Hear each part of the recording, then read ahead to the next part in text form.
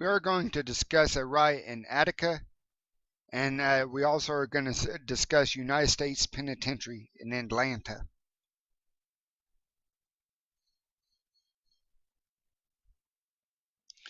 Attica is a 2,253 inmate capacity maximum security prison. It was built in 1931 and is located in western New York. The facility's population is 2,152 all-male inmate prison.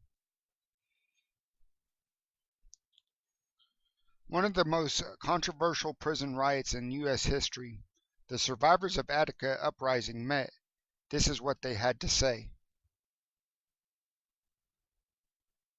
One of the most controversial prison riots in U.S. history occurred 40 years ago. Now, an historic panel of witnesses and survivors of the Attica uprisings is meeting to help heal old wounds. News 4's Al Hodder was at today's conference and joins us with the latest. Al? Jackie, 43 people were killed in the Attica uprising, the deadliest prison riot in U.S. history. The state paid out more than $24 million in settlements to the families of inmates and corrections officers that were killed. And the UB Law School is holding a 3-day conference to see how that has changed New York's prisons. It was horrible. I thought we were all going to die in that prison. Raw emotions still seething from the nation's deadliest prison riot 40 years ago. The inmates took over the prison on September 9, 1971, until state police retook Attica 4 days later, killing inmates and corrections officers who were taken hostage. Melvin Marshall was only 19, in prison on a parole violation, and tearfully recalled the first 2 prisoners to go down, one who attacked the state police, the second who tried to stop him.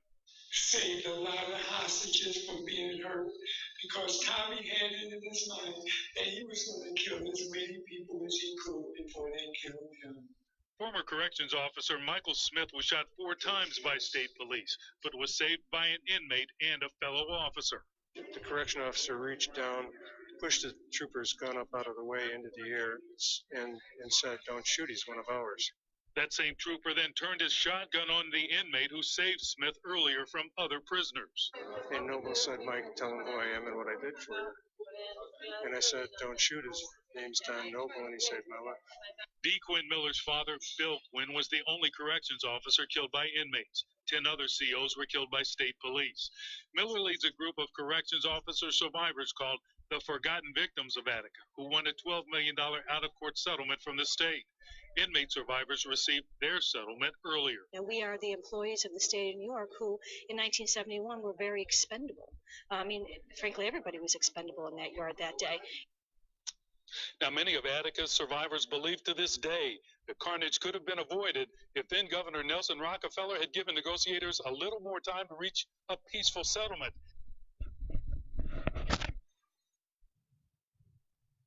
One of the most controversial.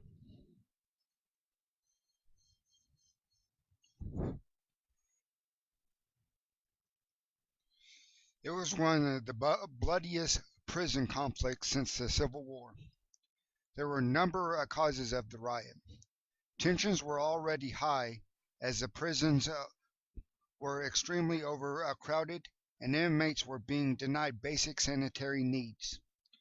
They were usually limited to 1 shower a week and 1 roll of toilet paper per month. Additionally, there were allegations of racism from the prison's all-white guards against the 54% black population and a significant Puerto Rican minority.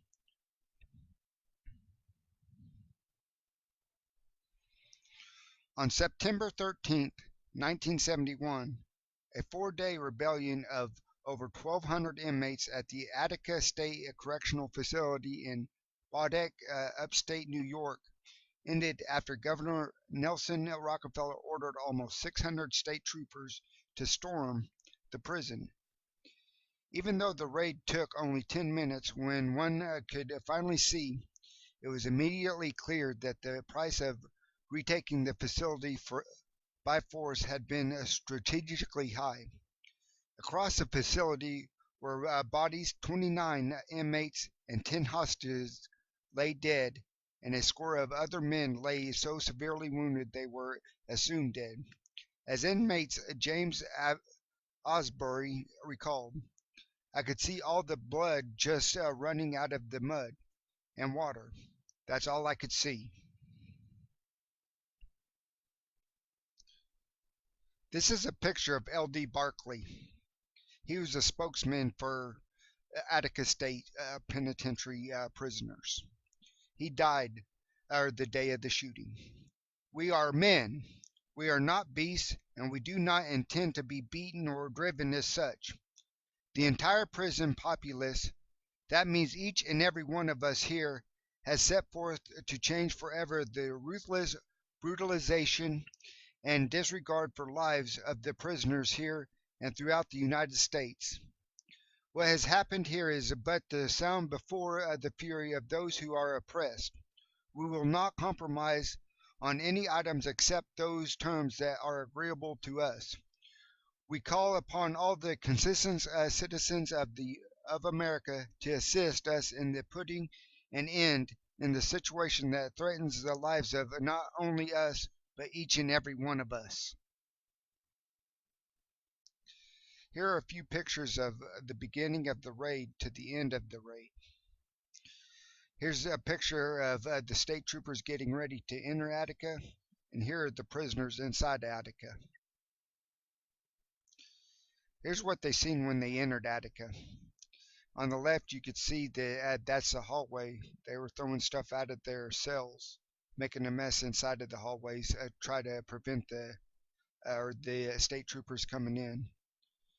And there's a picture on the right of a picture of their yard. They were tearing up their own stuff to make a statement. Here's the aftermath of the 10-minute raid.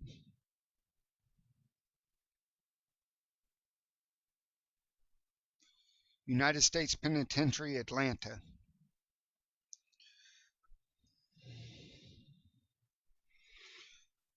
Population in Atlanta our prison is 2,472 inmates.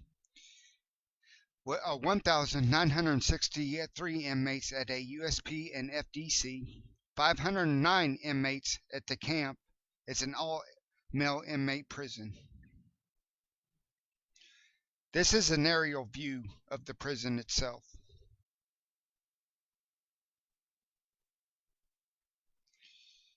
In 1920s through 1930s, the corruption and fraud became a concern.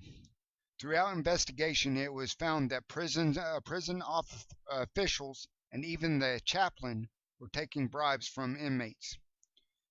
The Atlanta Division of Prisons was closed in May 1930, and responsibilities over investigations in Georgia was shifted to a newly created division in Birmingham, Alabama. The change was short-lived. In April 1935, the Atlanta office was reopened. World War II throughout the 1960s.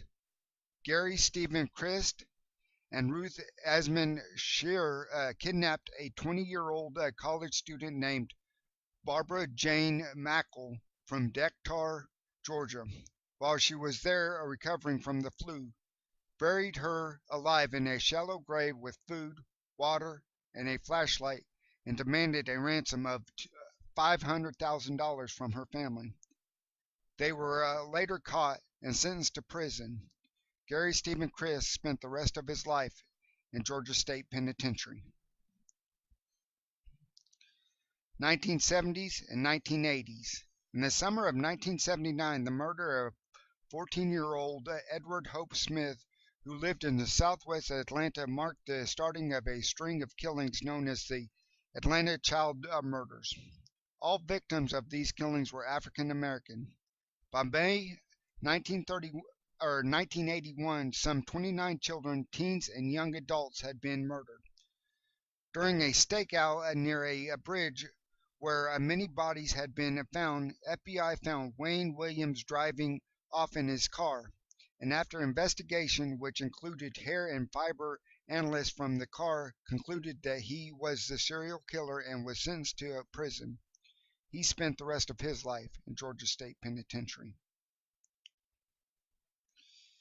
Atlanta prison riots. On November 10th, 1987, the U.S. State Department announced that Cuba had agreed to reinstate a 1984 accord that would permit the repatriation of up to 2,500 Cuban nationalists. Included would be Cubans who had fled into the 1980 Morro boat lift, but who, once released on immigration parole, had been convicted of a crime and were now detained in one of two federal prisons. 3 days after the announcement, the detainees seized control of the U.S. penitentiary in Atlanta. Their principal demand was that they not be repatriated to Cuba. The uprising lasted 11 days, involved more than 100 hostages, and burned down a substantial portion of the facility.